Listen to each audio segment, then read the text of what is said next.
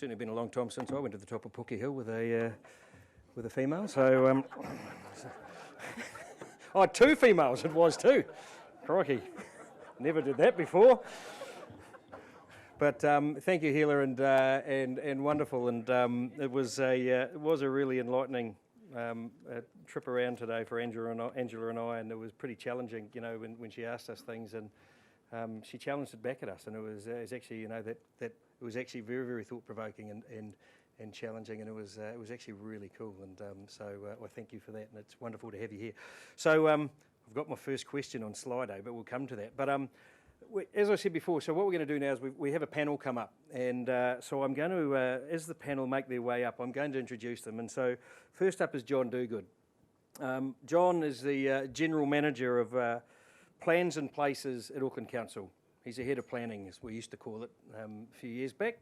And I guess John's, I think, claim to fame, because he did an incredible job, was he had the unenviable task of basically having the hands-on management of the formulation and the eventual adoption of the unitary plan. And you know, having sat through that entire process and having John come and speak to various committees and working groups, and his knowledge and understanding, and something that he said to me before, he knew a lot about the North Shore and in the city from you know, his previous experience in council. And he came away with just this incredible knowledge of other parts of Auckland, and he was a great bloke to work with. So great pleasure to welcome John Dogood up here. Following him up is the one and only Cynthia Gillespie. She is the Executive General Manager of Planning and Investment at Auckland Transport. She's a relative newcomer to Auckland, having been here about 13 months, and she is a trained killer from the Australian Army, where she was an officer in the Army logistics, and has progressed through to where she is now. She has a passion for public transport and capital infrastructure, so please would you welcome Cynthia Gillespie. And our final panellist is someone quite different, Quinn Henderson. Quinn is the CEO of South Base Construction Limited. South Base were established in 2013 in Christchurch, and they have offices in Auckland, Hamilton, Wellington and Otago. Quinn has held a number of executive leadership roles in significant and complex projects in New Zealand, Australia and the UK, and has extensive experience governing and directing highly successful project teams. 2 of them that you will probably be aware of are the Christchurch Airport rebuild, and something that I was in on Saturday, Forsyth Bar Stadium in Dunedin. So has built some pretty flash stuff. So please welcome up Quinn Henderson.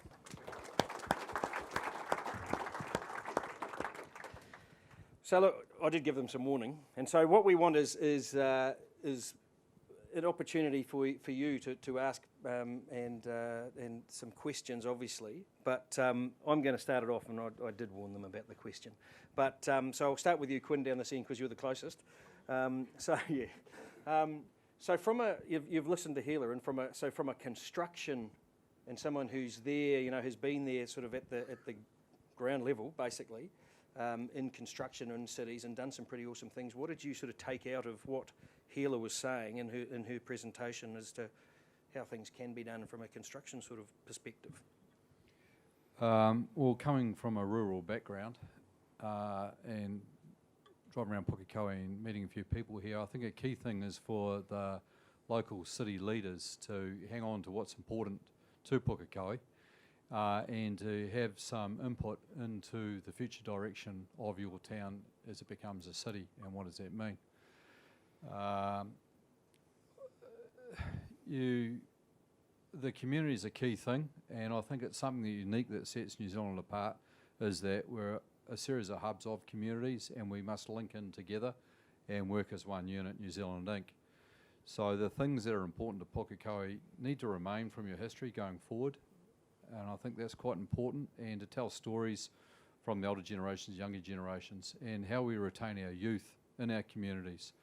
So in order to do that, the buildings that we construct need to reflect that, and they may be community halls or community infrastructure, how we keep engaging with people. As Hilla said, it's not about phones. How do we get our kids off PlayStations out in the sports fields? We've had some pretty good rugby players from this area, as I recall, and some pretty good racehorses. So how do you keep that as you go forward? And I think the focus on community and collaboration and remaining talking and discussing as you go forward, and don't forget your history of who you are. Thank you, and you'll get a chance to fire some questions at Quinn after that. So, Cynthia, from a transport planning sort of, perspective, what's, and infrastructure sort of side of things, what's your sort of take on, what did you take out of that? So the first thing. So the first thing is that I won't be putting a duck up in Auckland Transport Building. I don't think we'd get away with that. I thought it was going to go on bills. Yeah. I'm not sure it would be a duck. Deputy Mayor can have it, but I don't think we'll put it up. I'd like to spend the money out in the community. I think the thing that I took away from it, and the thing that I experience in Auckland all the time, is the reliance on cars. And people continually talk about the reliance on cars as a bad thing. I think a transport system has to have some reliance on cars, and as you come out into the rural areas, it becomes more and more prevalent. But I think, I heard somebody say there was a clapping going on when we were talking about get people out of your cars into public transport. Well, we're trying to do that at Auckland Transport, and we're really focused on the public transport and getting people out of cars. But to do that, we have to give you options. So you've got to have reliable services, you've got to have safe services, you've got to have good services. So I think... the thing that I always say that I've experienced is that when I've come over here from working in bigger public transport systems is that London's 180 years old, the transport system. The Sydney transport system's 130 years old, and truly the Auckland transport system, the public transport system, is only about 7 years old. So there's a lot being done, but there's a lot more to do. And I think the next generation of public transport that we've got to do is got to get improved public transport out to these regional communities so we can get you out of your cars. I mean, I think that's where I think I resonated with that Tel Aviv use their cars. Everyone uses cars. I love my car. I walk to work every day, but I can because I live in the city. I'm in the city CBD. But, to get people out of their cars, there has to be options, and, we're working really hard to work through those options now. Thanks, Cynthia. John? Right. Probably the theme that resonated best with me was the reaching out to the private sector. So, I work in the public sector and as a council employee and have done all my life, but I think we can learn a lot from the private sector and just sort of bringing that to the sort of Pukekohe context. The idea of Puke growing to 50,000 people was the concept through the first Auckland plan.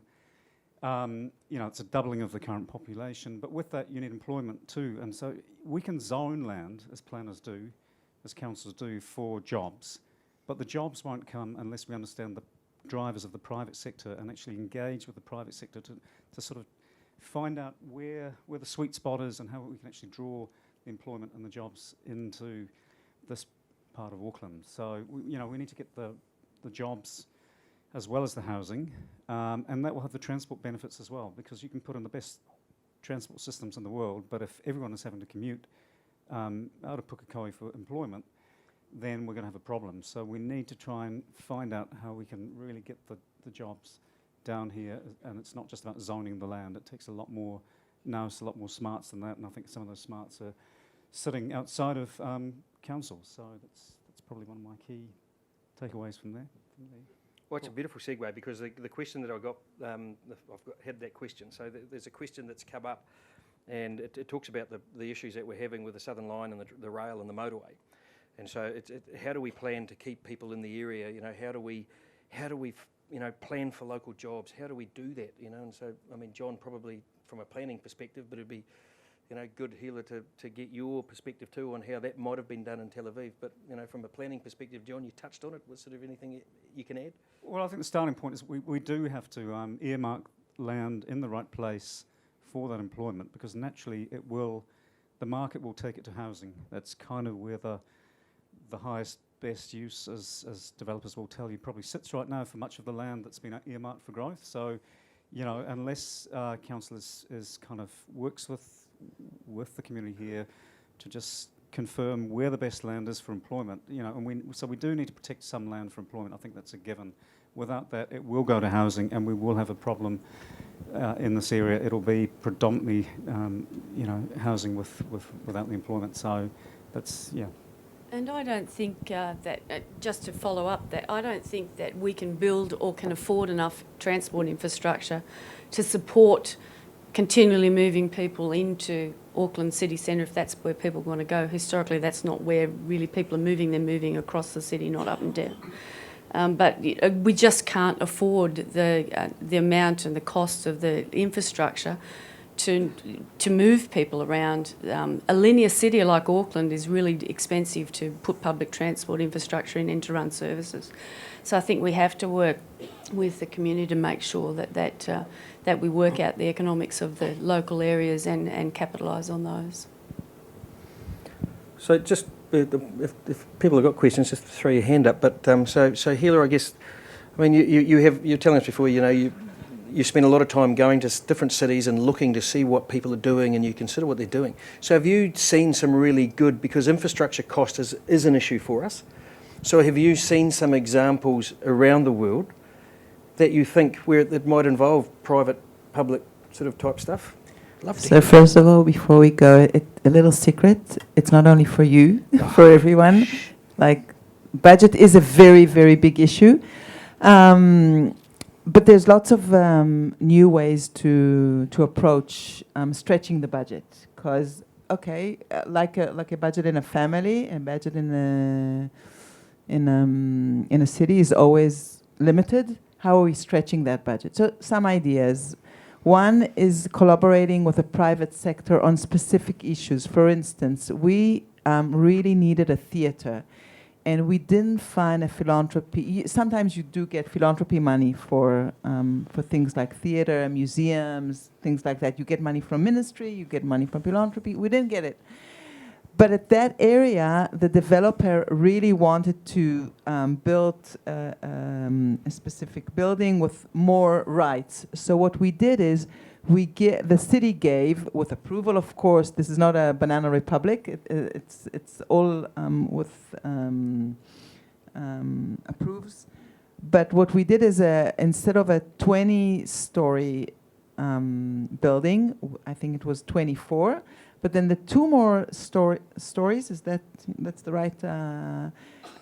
We asked in that context to build a theater in that building. So it's not it's another alternative theater. It's not the usual theater that you see. We also do it with schools, with kindergartens. We call it developer responsibility. So you get more rights, but you are also in charge of building that infrastructure that the city needs. So this is one way of getting it. Another way is bonds, social bonds for new this is for programs, not for buildings. There's lots of, it's quite known, the bonds issue around the world for infrastructure, but we are doing now a specific new program for elderly neglected. And it's another way. And the last way, the last tool is crowdfunding. Until now, crowdfunding is mostly used for specific products. We also do it for projects in the city. If you want to develop a garden, and that community, that area is really interested. Okay, the budget is the cost is $100,000. The community puts $50,000, and the city matches that. Now it may sounds weird to you, but it works. Sometimes when the community really needs something, it will put the money for it.